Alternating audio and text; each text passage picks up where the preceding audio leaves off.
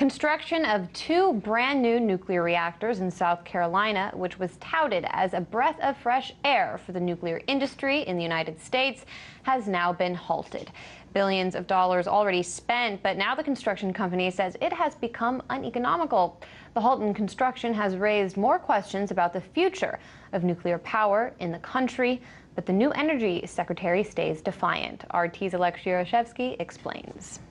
The two reactors at Summer nuclear plant in South Carolina were meant to be a game changer in the U.S. nuclear industry.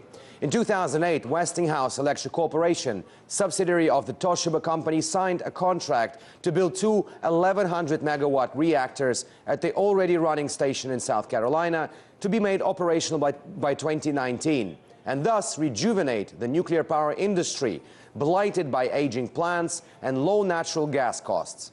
Now, after billions of dollars spent, the project has been halted.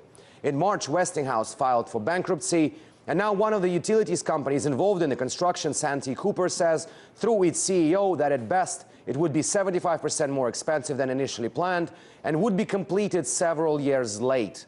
In the view of Santee Cooper, the much-lauded project has become uneconomical, and it would not want the customers to foot the bill. And looking at the numbers, it's not hard to see why. The initial budget was agreed at around $5 billion mark. Then it went up to $16 billion.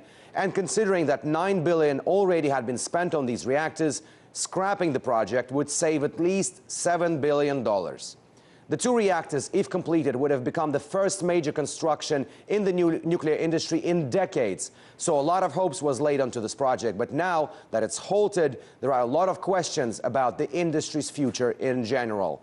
Nuclear reactors in the United States still produce a fifth of the total electrical energy in the country, but Department of Energy estimates that by 2025, this number may fall down to 11%.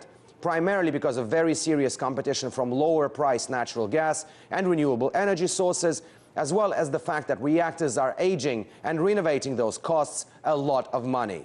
As an example of that, the Indian Point nuclear plant in upstate New York, which after years of incidents at the plant and rigorous campaign by environmentalists to shut it down, will close its doors by the year 2021.